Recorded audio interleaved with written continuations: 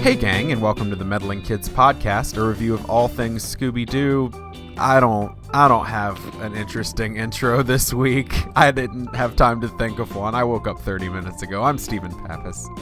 And I'm Julie Kidd. I've been awake for hours and I'm on my second cup of coffee, so stay ready for me to be annoyingly cheerful. Yay. Today, I'm like a squirrel that climbs on top of Scooby at the end of an episode and chitters in his ear. Today we're talking about the 17th episode of Scooby-Doo. Where are you? That Snow Ghost. And this is the last episode of season 1. And boy, what a finish. Sure. Today we're going to talk about the episode. Steven's going to try to stay awake and alert. And at the end, we'll answer a meddling question from our friend Katie and talk about some other funny stuff. Okay, so, Steven, you watched the episode, yes? I did, yes. I watched it on my phone literally like 20 minutes ago. I wonder if the reason both of us are kind of bundled up right now is because it was so snowy and cold looking in this episode. It was my dream, and I wanted Really? it so badly. Yes, I love cold. Would you like living in like a Swiss chalet like they featured on this app? Maybe. It depends on the day, and how lazy I am. Do I want to build a fire? Do I want to have, Do you want to run from Yetis? Well, sometimes. Okay. There are days where I think it'd be fun. Well, then this place would be for you because they open with a beautiful kind of like Swiss style chalets at the foot of a mountain, but we get the sense that this is probably not in Switzerland, although everyone's accents are kind of indeterminate and we don't know exactly. It's definitely not Athens though. I think we could say that for sure. I think this is West Virginia. Oh, you know what? It could be West Virginia. They could be at Mammoth Cove. I was thinking Kentucky. Winter Place in West Virginia. Oh, okay. I've never been there. Okay, well, anyway, they're at the foot of a mountain in a snowy storm. And there's a big white doggy howling. It's super cute, and it looks really fluffy. That's my dog. Yeah, is that what Ghost looks like? Sort of. Yeah, he's very wolf-like. Cool. Well, they talk about this creature as though he's a wolf later on, but I still am not convinced that it's actually a wolf. I think it could just be a big white dog, like a Malamute? Probably like a Great Pyrenees. Great Pyrenees. Yes, he was great in Pyrenees. Okay, suddenly we see a snowy monster. And where is the doggy? We are either to assume that, like, the monster ate the dog or the monster was the dog. Wolf? Sure. I don't know if Yetis, like, come from, like, the myth goes that they change from wolves. But anyway, it was confusing because we are definitely, Steven's looking it up, we are definitely supposed to get the sense that, like, where the doggy was, there is now a giant snowy monster. Now, listeners, throughout this episode, this monster is referred to as a snow ghost, as a Yeti, and not really anything else. But, I mean, it also could be just Bigfoot who's covered in snow, or the abominable snowman. I don't know if that's the same thing as a Yeti. Yes, it is. In the folklore of Nepal, the Yeti, or abominable snowman, is an ape-like entity taller than the average human that is said to inhabit the Himalayan region of Nepal, Bhutan, and Tibet. Okay, that fits. Does it come from a big white doggy? I am not seeing that anywhere. So. Okay, well then, that is now canonical Tibet, if you're listening. Okay, so anyway. Ooh. Yeah, what? I can't pronounce this without, I don't want to seem racist. It looks like Zute. All right. Translates you're so racist. As cattle, and the full meaning translates to cattle bear, referring to the Himalayan brown bear, which is apparently something that he is. So, Himalayan brown bear. I mean, yeah, I could see where just like a bear standing on its hind legs could be mistaken for a monster. Oh, yeah. I mean, if I stand too tall or on a bench of some sort, I'm hairy enough that I am typically mistaken for some sort of monster in my own home by my own wife. So, it happens. I'm looking through here, and I got to tell you, this is a really long Wikipedia article, so I'm going to shut this because I will go down that rabbit hole. I was just going to say that. Yeah. Oh, another option is that the Yeti and the doggy are really good friends. Like when you see those cute YouTube videos of cows licking bulldogs and stuff. Like the Yeti is like Gentle Ben. Yeah. Right? No, because every time I watched Gentle Ben as a kid, I was just thinking like that bear would totally eat that kid. Bears don't eat kids. They just don't know eat their backpacks and claw them apart. Okay, well, he would rip the child to shreds. Thank you. Let's be fair to our bear friends. Okay. All right. So the mystery machine pulls up to the chalet. They're at Wolf's Head Lodge. And the kids say that's good because they hear a wolf howling. But dogs howl too. I'm still saying it could be a cute doggy. Anyway, Daphne's hat is amazing, which is the main point I want to make about this episode. It's purple. It looks kind of like a fez, but with a big pom-pom on top. Don't worry, listeners. I took lots of screenshots of Daphne's hat, and I'll put them on social media in a couple of days. Okay. The lodge owner? I mean, I don't even know where to start with this guy. I have lots of notes on him, but do you remember anything about him? His name was like Mr. Greenway. I don't even think we find that out till the very end. Yeah, Mr. Greenway. Gary Ridgway? Mr. Greenway. I mean, my only notes are like he seemed like a very like type of guy, and as did the snow monster. So from the very first moment, I was like, this is the only human being large enough to be the snow monster. Just gonna throw it out there. Might be the snow monster. Might be. Yes. Let me. Okay. So first of all, his most defining characteristic, aside from his large size, is the fact that he laughs constantly and evilly and menacingly. And so let me just say, this guy, if he is the villain, he really needs to take some classes on how to be a sociopath because he just like gives it away constantly. Oh, I was gonna roll with the jowls being his biggest defining feature because boy did he have them. He had some jowls there. The other thing that was really defining about him was his eyebrows. Do you recall anything about that? And if not, I'll throw it to you. Well, this simple Google image search that's showing up nothing is not going to help me. So no, I don't. Yep. Okay, well, this is just salient because at the end, our meddling question today from Katie is about eyebrows. So I was already thinking eyebrows while watching this episode. But he has like these dark eyebrows that are in really close to the center of his forehead, despite like the rest of his coloring not being...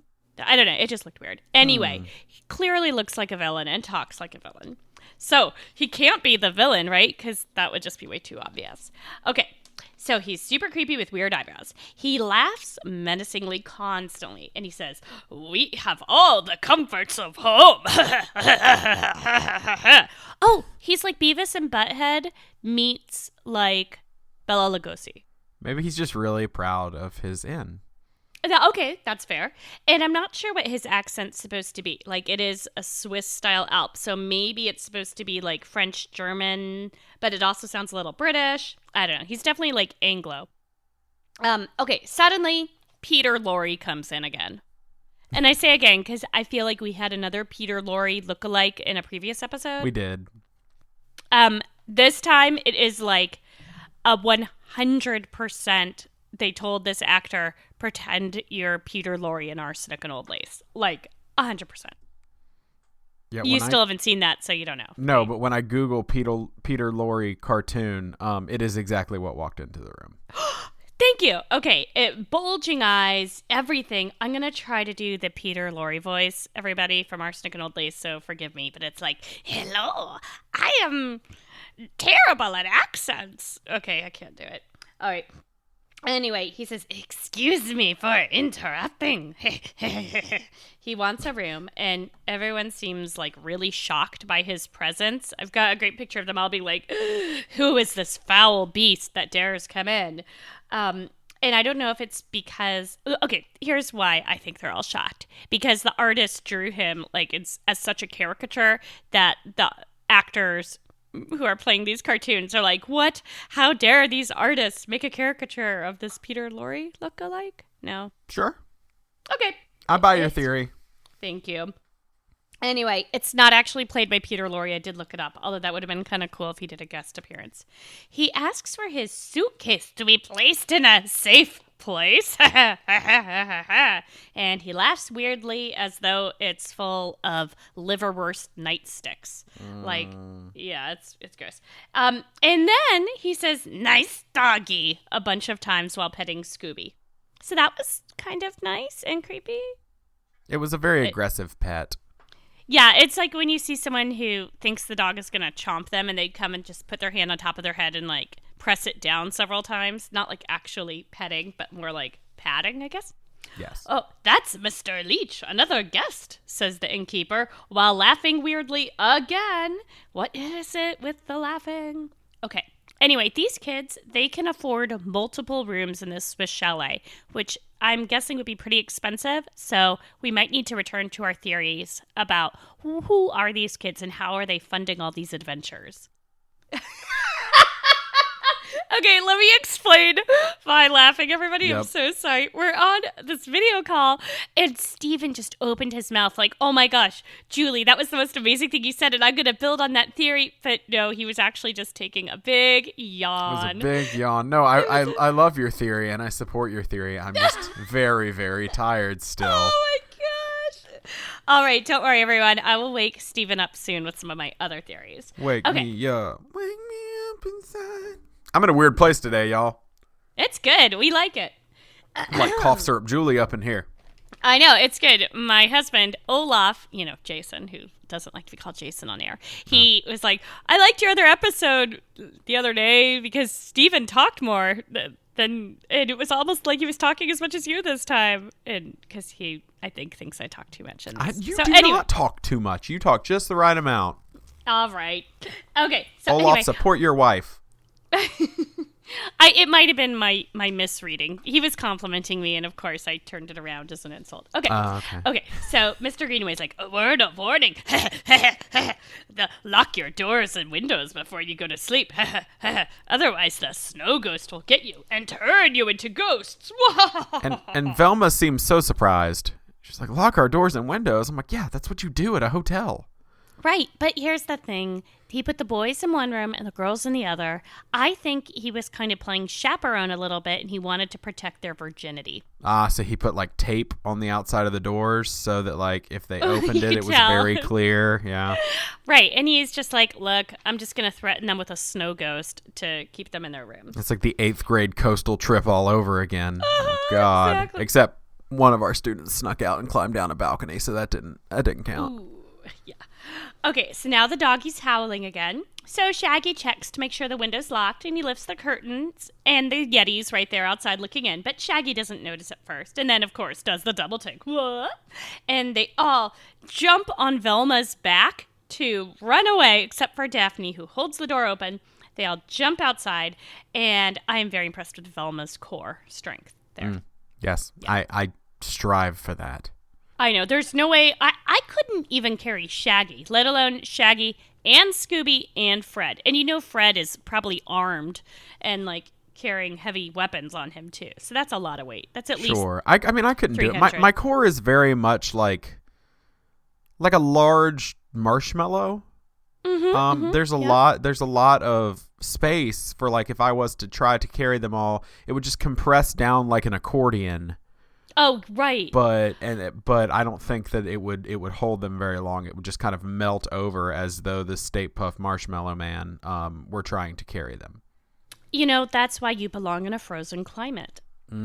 Yes, because my abs would freeze. What do you? Right. Yeah, and stay stiff. My abs have never been stiff in my entire life, even when I was in shape. Like I still couldn't get rid of the pudge. Oh, right. Well, I don't know. I think live in a Swiss Alp for a while. We'll see. Have you tried living in Nepal or Switzerland? No. I mean, I would argue that Boone, North Carolina is on the edge. We had a negative 47 wind chill one day or something ridiculous. Seriously? Yeah. Oh, my gosh. It got down to negative 12 or 13 degrees, and we had like 2 feet of snow overnight. It's a good night. Wow. Tell us more about the weather later. Okay. I know how interesting the weather is as a topic. You know what? I was nice to you when you were high on cough syrup, and now I'm super sleepy, and I'm just going to be saying things. And so sometimes you're just going to have to accept it. When we started this podcast, I warned you I would be nice, except I would act like your little sister and make fun of you a lot. You're the worst. Thank you. You're not the worst. All right. You're the best. Second worst. You should meet my real brothers. Okay. Anyway, they look outside to see footprints outside their window, and they're Yeti footprints. So Fred is grateful that he doesn't. Fred is grateful that even if he doesn't get alone time with Daphne or Velma in the rooms, at least he can go hunting a beast. So they jump into snowmobiles. You are shaking your head now. No, well, as soon as you said that, like, I re-envisioned this entire episode now, and from the point of Fred being Gaston and just like singing the mob song of Kill the Beast. Yeah, and I'm like, oh no, Snow Ghost. Like, no. Well, yeah, I was wondering, I mean, do we I was going to say, do we ever see the Yeti actually be violent and try to hurt them? But yes actually, there's at least like 3 legit death-defying. If Fred is Gaston, who's LeFou? Shaggy? I don't know. I was thinking Velma. Oh, you know what? You are absolutely right. It might just be the small thing, though. Unrequited love. Okay. So they go off in snowmobiles. It looks fun, actually. They are like bouncing up and down, going this way and that way, following footprints. Which he calls snow cars. He was like, we got to get some snow cars. And I was like, what the hell is a snow car? That's funny. Have you ever been in a snowmobile or snow car? I have not, no. Me neither. No, that's rich people stuff. No, I don't know who gets to. I haven't even been skiing, so like this whole episode, I'm like, ooh, fancy everything. All right, so the Yeti is kind of watching them from afar, still growling menacingly. The footprints stop at like this big crevice, and they're like, what do we do here? But then they see the Yeti from the other side of the crevice on top of a peak, I guess. It's not really like a mountain. It's like a bit bigger than a hill. And it flies towards them. Let me just say, Steven, if this is another remote-controlled balloon, I'm done with the show. Well, yeah. This is the end of the podcast, everyone, because that's what it was. It was just a remote-controlled balloon. It better not be. Okay. They follow where the potentially balloon-inflated flying Yeti went, and they see a cave with a light coming from it. This is why I said Mammoth Cove earlier. Just to bring it back for you. I know you're tired. Okay, so Fred delegates Scooby to go in and see if the Yeti's in there. And Velma says he can run fastest if the Yeti is there and be able to get away. But then Scooby tries to convince them he has a broken leg by coming out in like a gurney with like hospital charts and stuff. I missed that completely. Oh, don't worry. I have a screen cap for you. It was adorable. Anyway, he then tiptoes adorably, and he like tiptoes behind trees and under a bush for a while and all sorts of random stuff. But then he accidentally gets caught in a snowball, and it rolls with him, and he kind of rolls right up to the door of the cave. But fortunately, there are no villains in there. The coast is clear. But so mysterious, because when we look in, it looks like a stereotypical cave full of antiquities from the quote-unquote Orient. Dun, dun, dun. Makes no sense, and we'll come back after commercial break to find out what the heck's happening. And is this episode about to become really racist? Probably. Hi, I'm Lainey, host of the new podcast, We're All Just Pretending. It's a podcast that has elements of Dear Abby with a twist of Post-Secret. Every episode, I'll read listener questions and provide advice and insight as a friend. My own pod friends will even join in and offer their advice on parenting, relationships, and even give you really bad advice on purpose. Since we all have secrets to share, there'll also be a segment focusing on letting the skeletons out of your closet. If you're looking for advice or want to share a secret, head to allpretendingpod.com. And remember, we're all just pretending here. And we're back. Okay, this episode was... Yes. I need to cover something right before Please do. Go for it. Right before we get back into it. Here's the problem, Fred. What's the problem? Fred, you piece of garbage. Sending Scooby into the cave because he is the fastest runner and can outrun the Yeti. By best records show that the Great Dane can run at approximately 30.5 miles per hour, which is impressive. 30.5 miles an hour, much faster than the average Steven can run. But guesstimates, now I had to do some approximation here because there is no Yeti. There's no Yeti speed record. What? Guesstimates. Did you look it up by Snow Ghost? No, I looked it up by Bear? Sasquatch, of course, the other real thing. Sasquatch, and it is estimated that the Sasquatch can run up to 80 miles per hour. So what the heck, Fred? No. Fred killing. 80 miles an hour.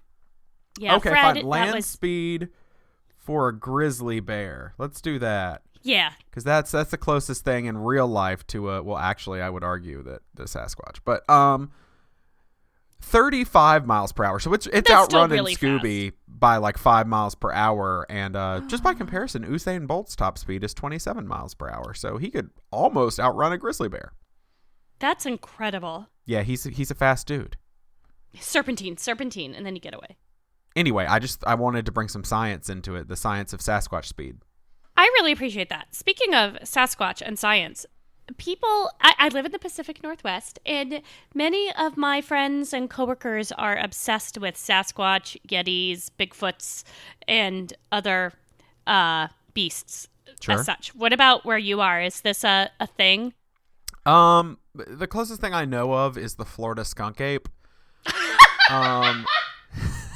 Sorry for bursting your earbuds. No, it's okay. The Florida skunk ape is a thing. But then other than that, like North Carolina, we have, I don't know if we have any cryptids like in North Carolina. We have the Devil's Tramping Ground, which is an area where nothing has grown and people believe it to be a portal to hell. But North Carolina cryptids. Let's see what happens here. Let's see what we got going on. The Beast of Bladenboro. Oh, yeah, it's a vampire beast, blood-sucking feline-like predator. Whoa, that sounds amazingly like a Scooby-Doo episode. Wait, is that from North Carolina? Have I just done something weird? Oh, dear God, what's happening? Are you on the other internet, like the black hole internet, the deep web? Oh, yeah, Appalachian Black Panther. That counts. Is that a cryptid or just a big old cat? Like... Did you like Harry and the Hendersons, right? Have you seen that movie? Yes, I have seen Harry and the Hendersons. Okay, good. Just checking. Okay. Beast of Bladenboro, North Carolina, blood-sucking feline predator. Research. And by research, I mean cryptozoology, which is not really based in a lot of science. Well, that just reminds me of my favorite Scooby-Doo episode of all times, which is coming up in 2 more seasons. Make a beeline away from that feline, the cat creature. Oh, I definitely thought you were going to say my favorite Scooby-Doo episode. That's Snow Ghost, which we really need to get back into. We do, because I'm still on page 1 here. Ooh, okay. Jersey Devil. Okay, stop. Okay. You're done. Yes, ma'am. Screen time is over. Until you do more math homework, then you can do more screen time. Okay. Okay. He tiptoes adorably. He goes in. Oh, right. It's not as racist as it could have been. Like, they could have been a lot worse. But, you know, I don't know a lot about Tibet and Tibetan culture. I know a little bit. I used to rent a house owned by the Dalai Lama's nephew. Yeah, there's a huge Tibetan population in Bloomington, Indiana, where I went to school at IU. Woohoo, go Hoosiers! And the Dalai Lama, I've heard him speak before, and he comes and visits, and we have a temple there and Tibetan restaurants. Yep, Bloomington, Indiana. The Dalai Lama is hanging out in Bloomington, Indiana. I'm telling you, Indiana, we don't have mountains, we don't have water, we don't have beaches, except for Indiana Beach, which is fake, but we've got the Dalai Lama's distant relatives. Okay. Yep, great place to grow up, and leaves you very easily impressed whenever you visit anywhere else. Okay, anyway, Shaggy says this place is furnished an early Chinatown. And Velma's like, you dumb butt, this stuff is from Tibet. And they stuffed every single possible stereotypical artifact and thing in there that could possibly relate to Tibet. And I didn't bother looking up the veracity of this stuff. Sorry, everybody. There's a gong. there is a gong. And, like, those big instruments that you see, like, in the Ricola commercials. Oh, the, like... Big pipes. No, things? like, the big, long pipes are, like, Ricola. And you see, like, Swiss people standing on top of mountains. Playing. Yeah, that was my attempt to make one. It's like it's like a Swiss didgeridoo. Yeah. Okay. Yes, you were right. I'm sorry for putting down your sound. It was a good one. I'm sorry, my sound was not up to par. I'm sorry I can't make the Tibetan Ricola sound. Okay, sorry, Steven, I'm not please good work enough. on your Foley work there. Okay. I'll So never be Scooby good steals. enough. Yeah. Oh no, he's taking off his headphones and storming off. Get back, Steven. I'll be nicer. I'm back. I'll be nicer. Okay. All right. So anyway, Scooby steals a bone from a pot, and Velma rings a gong to see if maybe that will summon whoever lives there. And I'm just thinking, avalanche risk, no gongs inside snowy mountains, please. But a man comes out from behind a purple curtain and asks, "Who dares enter the temple of Fu Lung Chi?" And I'm thinking, that's a really good point, actually. Why did they go in there? I mean, if they were escaping from the Yeti, I get it. And maybe it's not breaking, but it's definitely entering. Yeah, they should not have done that. It was his abode. So I'm just saying. Anyway, they are reasonably embarrassed. They're like, you might not believe this, but we're trying to find a Yeti or a snow ghost. And he's like, no, I do believe you. I am the one the snow ghost seeks. And again, let me remind everyone that it's not enough for this to be a Yeti. It has to be a ghost Yeti. Mm-hmm. It's always a ghost. Always a ghost. Okay, so here's what happened. This guy was in Tibet, and he did something to upset a Yeti very, very much, to the point where this Yeti wanted to find him and trap him and kill him.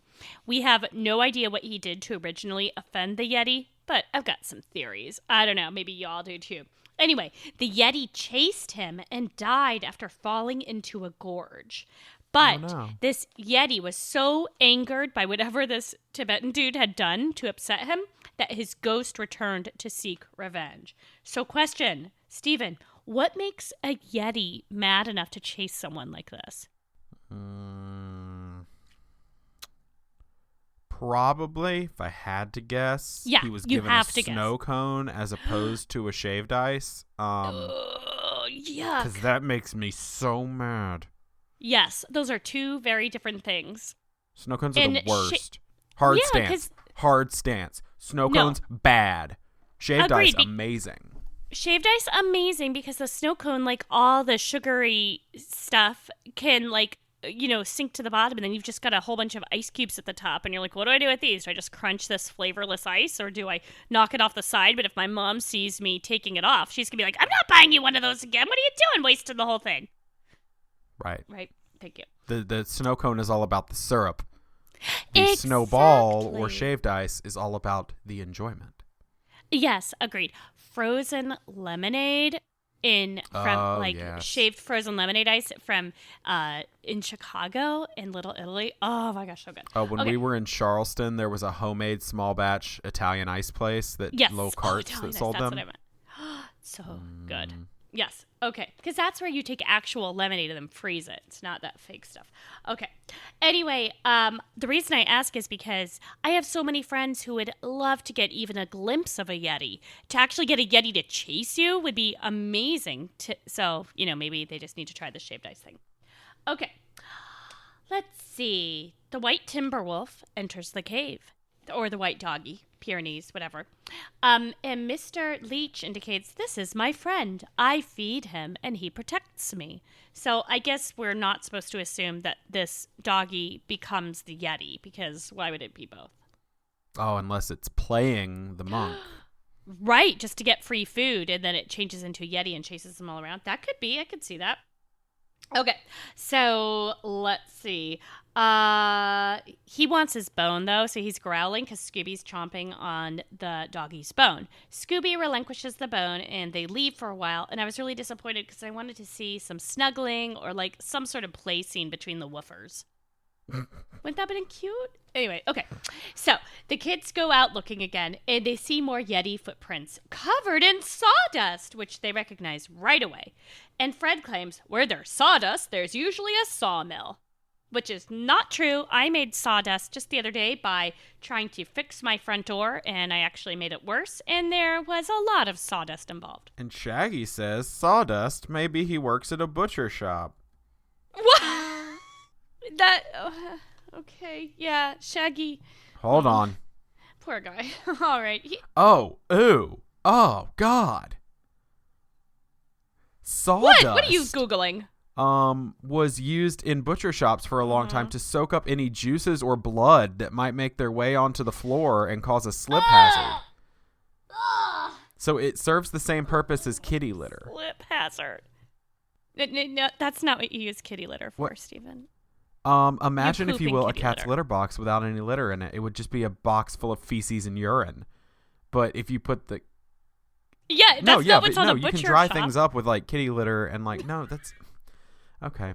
How shall I say this? It is used to soak the body fluids of dead animals so that the floor will not be slippery. It's very inexpensive and seems to do the job. So why don't we have our cat's poop and sawdust? Ooh, like a nice pine dust? That would smell really good. Yeah, okay. Well, we have just revolutionized the cat cats, pooping but let's industry. do it. Yes. Yeah, they scare me. I'm glad they exist, I guess, but just not around me. All right. They find a sawmill or / lumber store, I guess, and they estimate that it's been deserted for at least 100 years. But there's like tons of stacked up lumber inside and outside this place. So if this really has been deserted, someone could make a fortune on that because old seasoned wood is really, really valuable. And lots of like artisan crafters, I guess, make furniture out of this stuff. So it's just like a treasure trove of wood there. Anyway, they walk around, and the Yeti watches and growls from behind stacks of this delicious aged wood. And I just want to repeat the word wood. Anyway. So delicious aged wood. Maybe the Yeti's hiding behind this stack because he's embarrassed about his wood. Or wait, no, here's another one. Okay, he's growling. Is he being possessive of his wood? Yeah. He's growling because he doesn't want anyone to touch his wood. Well, he seems lonely. Yeah, exactly. Okay, sorry everybody. I'm sorry. Velma, Scoob, and Fred all sneak around, and they see the reflection in a broken mirror. And while they're looking at this weird mirror, white arms reach out and snatch Velma. And it's like the first time Velma's been the object d'amour of one of these, villains. Anyway, it's usually Daff or Fred. And Scooby and Shag don't notice because they're busy making faces. And then Shaggy falls down a trap door. And Scooby's really scared. And though... I gotta admit, I really dislike the show when it makes Scooby sad and has his pitiful whines. Well, let's remember, he is a fictional cartoon character. Okay, so it's a good one. He's probably not feeling real things. And just like my kids always tell each other, this is a kid's show. It probably has a happy ending, probably. Right. It's like the thing with, spoiler alert for Bambi from 1930 something. It's like the Friends gag where it was like, yes, it's so sad when the artist stopped drawing the deer, like as far as Bambi's mom dying. Like, yes. It's just like, it's a cartoon. The artist just stopped drawing it. It's okay. You're right. You're right. Good point. Deer don't actually die like that. Okay, they do. What? It is sad. Well, I was just saying, like... Deer do actually die in hunting accidents, yes. Yeah, that's what I'm saying. I'm like, oh. Not accidents. No.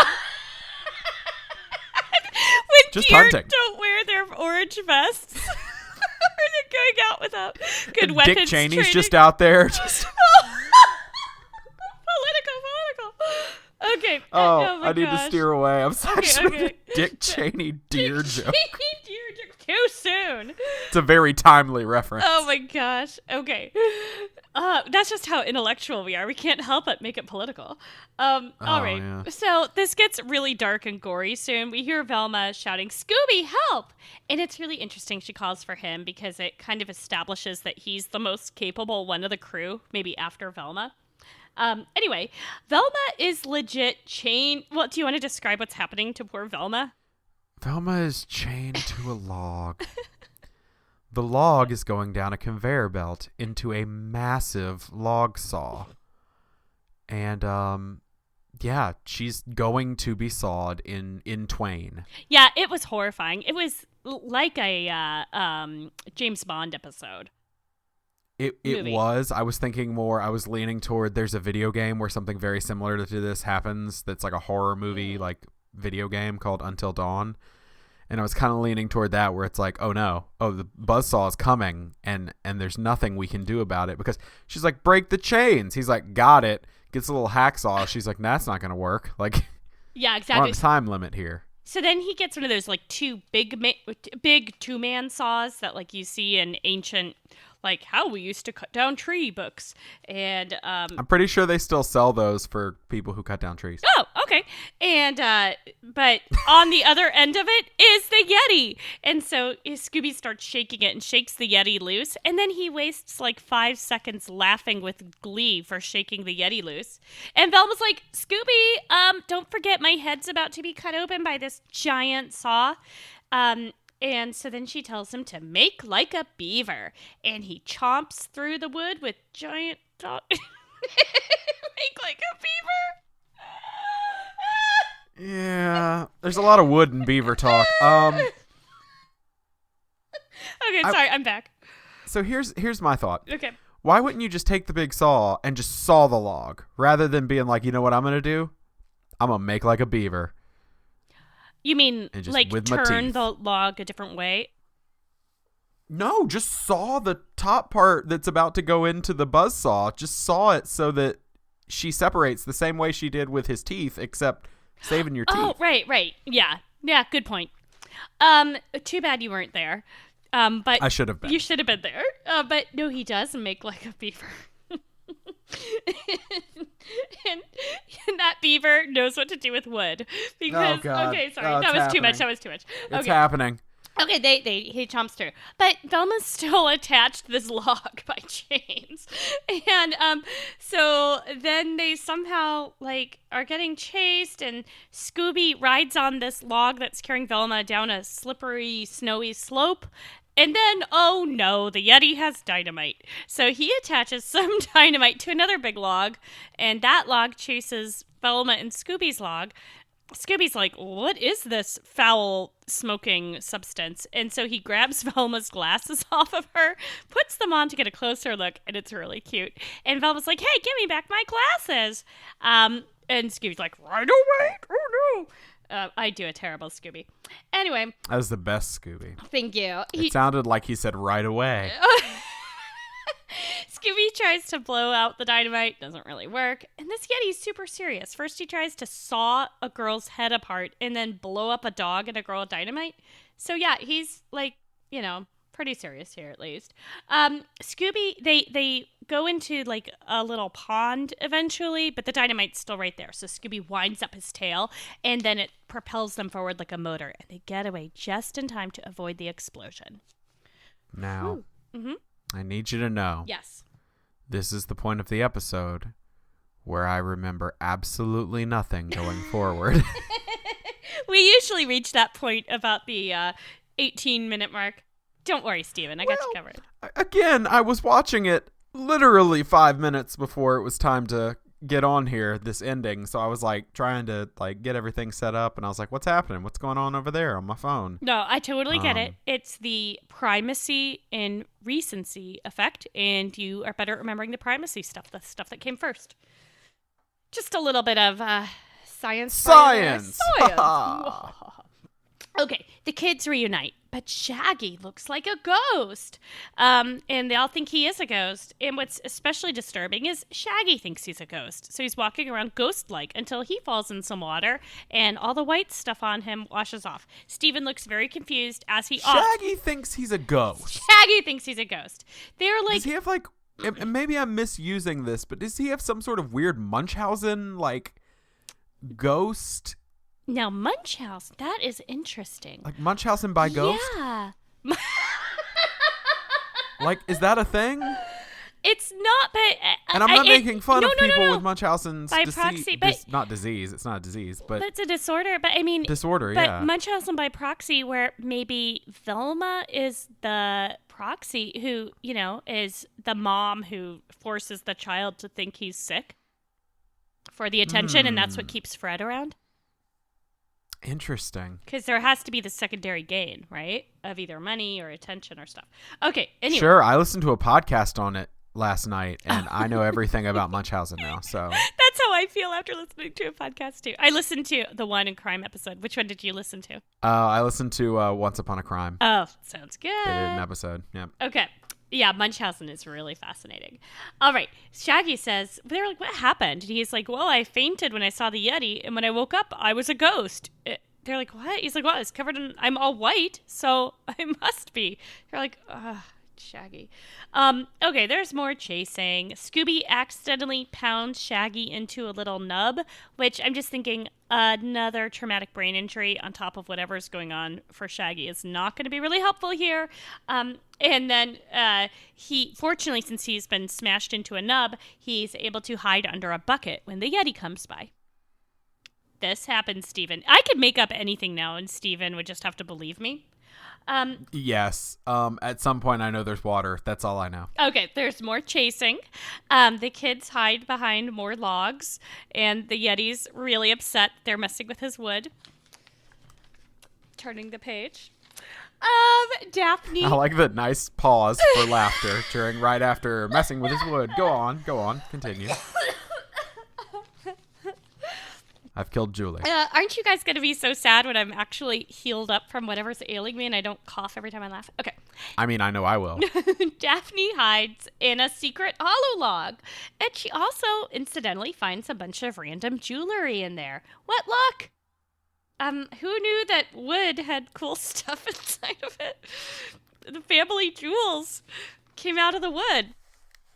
No, okay, now I'm just mixing up all the metaphors. Okay, Shaggy and Scooby are back in the snow cars, and there's more chasing. And now the Yeti's flying again, and this better not be a balloon, or I am done, Steven.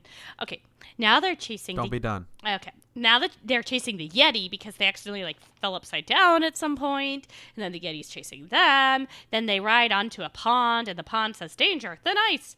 And the boys, the dog and boy, turn into ice cubes after getting wet. And, maybe the Yeti just doesn't want his wood to get wet, and that's why he's mad. Goodness. Other kids use ice... I still haven't said a curse word. It's still clean. Other kids use ice picks to release Scoob and Shag from their ice cubes, and this gives Fred a plan. He wants to do a quick freeze, like how Scoob and Shag were frozen. And I'm just thinking, no, go to the doctor, get warm. These boys probably have hypothermia. Scooby is furry, but that doesn't mean he can be frozen in an ice cube and be okay. So they have this weird trap idea. I didn't really get it. It involved dumping a bucket full of water on the Yeti. But it doesn't work because the Yeti's right behind Scoob. And he grabs Scooby and tries to throw Scooby off of a mountain ledge, which is horrible. Scooby hangs on. This is the third major potential death in this episode, by the way, for those counting. Shaggy uses a rubbery tree to launch a huge snowball at the Yeti. And the Scooby and the Yeti get trapped in the snowball, and then the snowball rolls downhill and gets bigger and bigger and traps all the kids and the Yeti, and the mask falls off, and you'll never guess who it was. Mr. Hurdiger of Flar Flar Flar. Yes, exactly. Mr. Flar Flar Flar, the innkeeper. Turns out, somehow they also trap Mr. Peter Lorre, I don't remember his name in the episode, and tie him to the... Leech? Wasn't Leech... Oh, yeah, you're right. Yep, you're right. It was Mr. Leech. So apparently they explained the plot that Mr. Leech brought stolen jewels to Greenway in the suitcase. Greenway sent them down the river in a hollow log.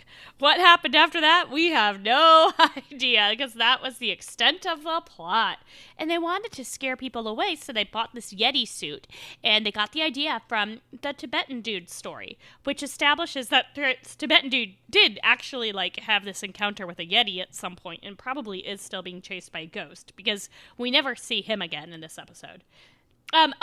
Good news, though. I'm still going to be part of the podcast. Yes. He was not. Because it wasn't a balloon? It wasn't a balloon. Were you paying attention? Do you remember what it was? Invisible skis. Yep. Transparent Very Wonder Woman skis. of them. Yes. I'm like, good. Okay, I'm still in. And then Scooby demonstrates how to use the skis until he crashes into a tree, and then an angry squirrel hits him on the head. But they seem cool with each other and start laughing, and everyone has a good laugh. And no one bothers telling the Tibetan dude that he's free to live his life. The end. So, yeah, that all happened. Wasn't as racist as it could have been. They could have done horrible accents. Could have been worse, but still, I'm sure that all the Tibetan stuff around the room was not great. But the eyebrows on Mr. Greenway, it leads back to that question Katie Clark sent in. Okay, she says, all the kids have dark eyebrows. So does Scooby, but they're the same color as his spot, so it's cool. And by the way, that's Katie's parenthetical there, not mine. Okay, she says, it looks more natural on Shaggy and Velma, but weird on Daphne, and most suspiciously, Fred. Any ideas on why Fred and Daphne have apparently dyed their hair? Could this be a clue, perhaps, related to your theory that Fred is secretly a serial killer? So... Yes. Yeah! Okay, while you're considering this, although you've already decided, I'm going to look up picture of the Scooby Gang, because even though I just watched a whole episode, not remembering what their eyebrows look like offhand. I'm trying to think. Let's see. Yep, dark eyebrows. Oh yeah. Fred has blonde hair and very dark eyebrows. Daphne also has dark eyebrows. Well, Daphne, we could assume that she wears eye makeup a lot, because, I mean, you don't get that cat eye look and pink lips naturally. So she probably uses some sort of eyebrow enhancer thing. But Fred. So by this point, we're in 1969. Mm-hmm. And I need you to know that 1969 was the height of the hiding period for the Zodiac Killer. What? Dun, dun, dun. I made this theory a long time ago that Fred is in fact the Zodiac Killer, and I just threw out a killer just for funsies, but It's all coming together now. What color hair did the Zodiac Killer have? Let's look him up. Well, here's the thing. We don't know who the Zodiac Killer is to this day. Oh, he wasn't one of those that was ever found? No, he was never caught. Oh, that stinks. Yeah, it has been an open case on the Zodiac murders since 1969. Is it possible that he's continued to be a star in children's television shows and movies? I don't know, but 5 confirmed dead, 2 injured, possibly 20 to 28 total dead, claimed to have killed 37. That sounds like Fred to me. The Zodiac Killer probably has advanced knowledge of manacles and secret doors. I don't know. In a I'm van scared. large enough to convey bodies and things. Okay. Everyone's got different theories. You know, some people think that the Zodiac Killer is that guy that ran for president, Ted Cruz. Some people think that the Zodiac Killer is all sorts of different people. I believe the Zodiac Killer is Fred from Scooby, because I don't know his last name. Although I'm sure a listener will tell us. Yeah. Oh, I'm already looking into it. You continue. I think we should move on. Katie, thank you for the interesting question. But given that the Zodiac Killer might still be out there, and given that this podcast is gaining notoriety, especially because we have a new Facebook discussion group called the Meddling Kids Podcast and Scooby-Doo Discussion Group. Excuse me for burping into the microphone. Please look it up and join the fun conversations there. It's a really fun discussion group.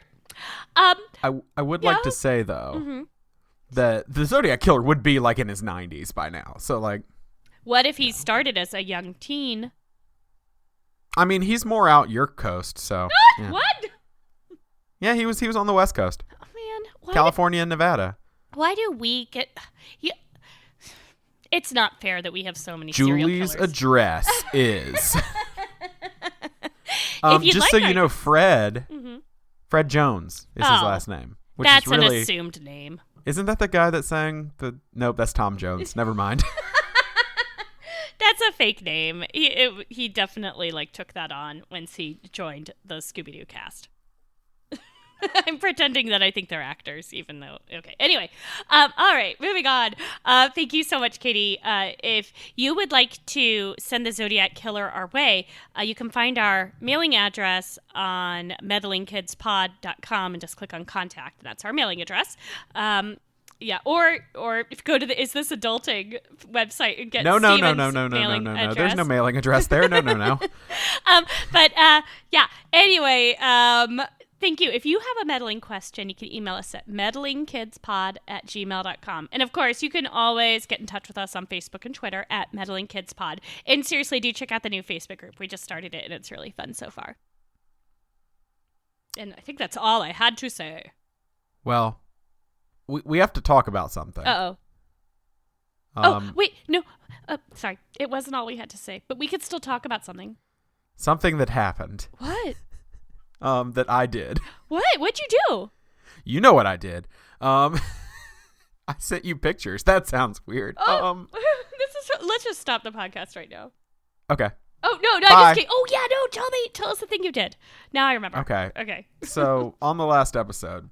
Oh, yeah. I said that by the time we record this episode, I would have tried ice cream with both a sweet pickle and a dill pickle on it. And so I went to the store, get some pickles, get some ice cream.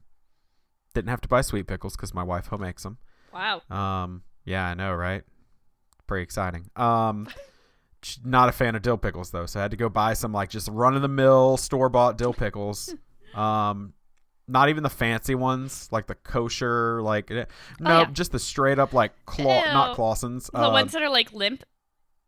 Yeah, the ones that are like not refrigerated, like the Mount Olive or whatever. Anyway, bought some of those, and some vanilla ice cream. And as I'm walking toward the register, I thought about how dedicated I was to this podcast. And as I'm walking toward the register, I go down the meat aisle. Oh my God, no. And there it is. There's liverwurst. And I decided, maybe stupidly, you know what? I care too much. And I bought a tube because it's very paste-like. Of liverwurst. So it's like cat food consistency? Yes, in many ways. And so I got home and immediately ran to the kitchen because I knew if I didn't do all this right then, I was not going to do it. Yeah. I was going to stare at that tube of liverwurst. So I cut off a small piece of liverwurst, threw the rest of the tube in the trash preemptively. Before I even tasted it, threw it away because it is made of liver. Did you smell it? It smelled fine. Oh, yeah. Okay. It did not. Okay. Anyway, yeah, it smelled real good. No, it smelled kind of like ham or like a smoked like Canadian bacon type thing. Oh, that doesn't sound horrifying. Yeah, except for it's paste and made of liver. Okay, bad. Yeah. They don't sell it in like cold cuts. No. They only sell it in a tube. It's tube meat. So I got some bread out. I toasted the bread up a little bit. I cut a little square out like a nice little finger sandwich. Oh, because the liverwurst elegant. is only about the size of like an old like Kennedy $50, like in circumference.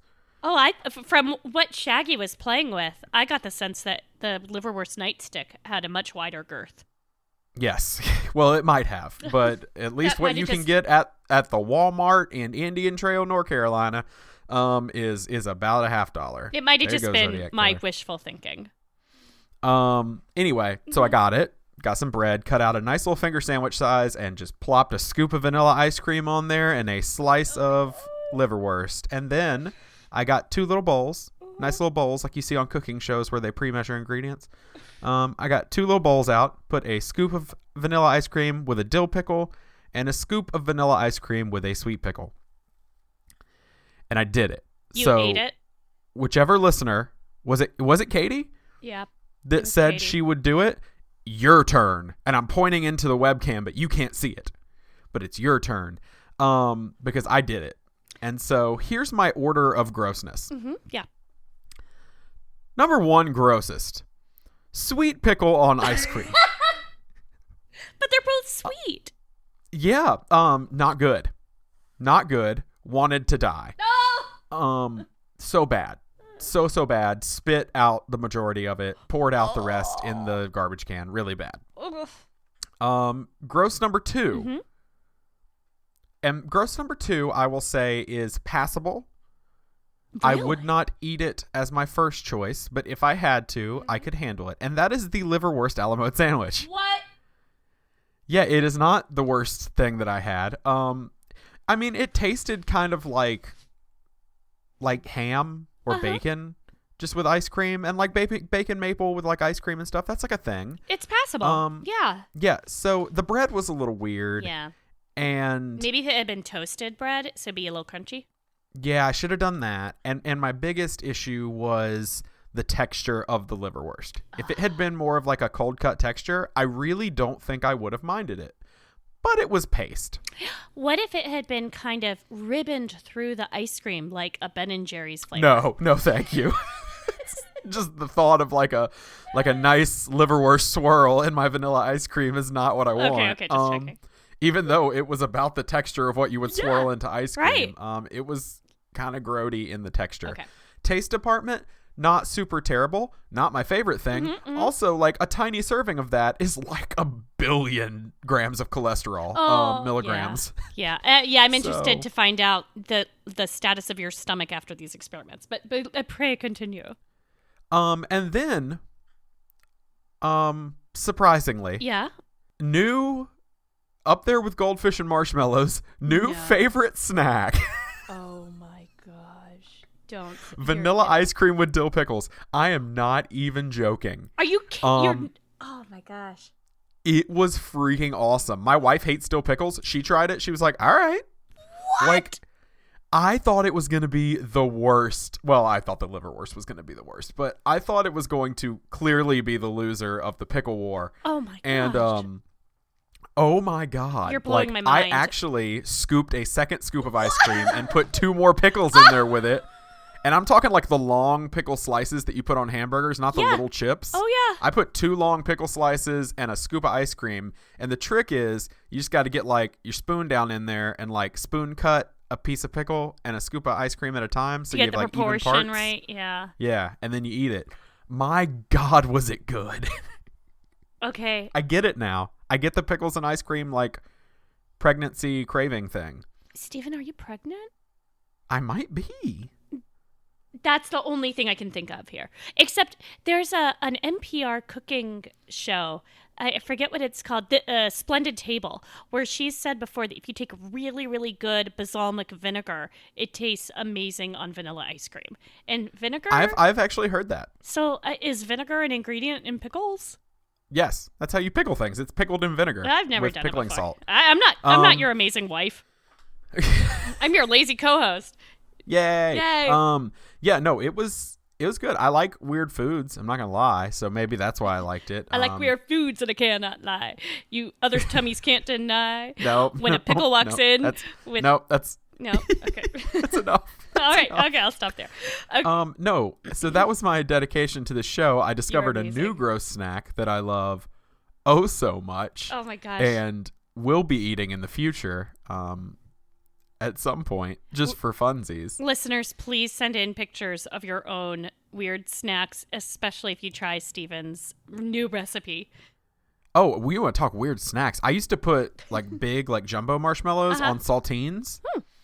And I would like stick them in the oven and get the marshmallow toasty and then get another saltine and cram it and make a little sandwich.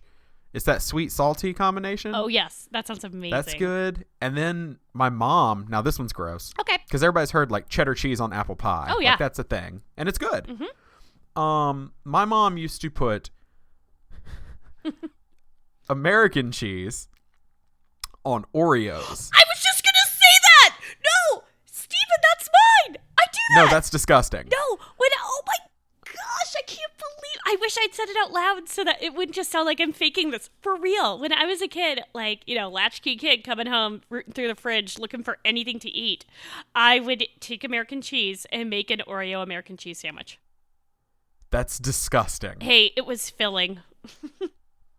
And satisfying. Oh, nothing about that sounds good. I actually met someone who does that too, except they would take an Oreo and American cheese and dip it in Coke and then eat it. Okay, that's and just like wrong. I get weird things. I'm from the South. Yeah. Like I like a coolicle. Like a coulicle's the best. I don't know what that is. You're looking at me funny. Okay, so what you do, you take like one of those big gallon jars of pickles. This is the new weird snack podcast. This is a podcast within a podcast. Snack you take one of those time. big gallon jars of pickles. Okay. And you take the brine and you just like separate it. And you, instead of using water, you use the brine and a bunch of sugar to make cherry Kool-Aid. And then you pour it back in with the pickles, leave it in your fridge for 3 weeks. And when you come out, they're like, you got to eat them cold. And when they come out, they're just like cold Kool-Aid pickles. They're like a perfect summer treat. Oh my gosh. So I just took a screenshot of our faces as you're describing this because you look so happy and I look so horrified. So. Because it's so delicious. It's like, it's the same thing as like my grandfather used to and Katie's dad and I do. Like just take like a Sprite or a Coke, like if you're on the road, like on a road trip, and just pour a sleeve of peanuts in there. Yeah, so, I mean, that sounds great. All right, cheese and Oreos. Hey, am I your mom? I mean, is that a possible? Oh my God. I don't think that's possible. We've discovered something. Even though I think you would have had to have me at age like 5. No, I'm way older than that, but not old enough. So, fortunately, and I think I would have remembered. Anyway. Maybe age like 10. But anyway. Okay. So, thank you so much for joining us, everybody. Yes. Next time, since this is the last episode of this season, next time we're not going to do an episode of Scooby-Doo. We are going to do Goonies about some different meddling kids. And then we'll be back for episode 2 in 4 weeks, because now this is a fortnightly podcast. And if you are missing us terribly, come visit our other shows. Steven does Is This Adulting Weekly with Chris. It's a really funny look at everything in the world, including destigmatizing mental illness. And it's just a great show. And about once a month or whenever we get around to it, my brother and I do the Station Wagon podcast. And we should have an episode up pretty soon about fried food and giving up fried food. And it was horrible. We want to say thanks to, sorry, my brain stopped. That's all right. We want to say thanks to Dave Sestay for the use of the song Night Surfing as our theme music. Yes. It will pick you up. That's what Steven should be listening to right now. Also, when you get around to it, please rate us on iTunes or wherever you get your podcasts and share this with the people in your life who love Scooby-Doo or just love listening to weird people talk about weird food. That's us. All right, well, I think that's going to do it this week for us on Meddling Kids. I'm so downtrodden and tired still. So here's the deal, guys.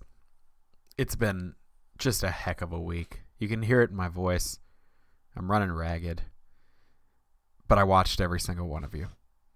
All the time. So wrong. 24/7. No matter what you were doing. I've seen things that I can't unsee. I've heard things that I can't unhear. It really cut into my podcast listening time. It really cut into my catching up on The Good Place. Really just having some trouble. So thanks for destroying my week with just the nonstop watching of your life.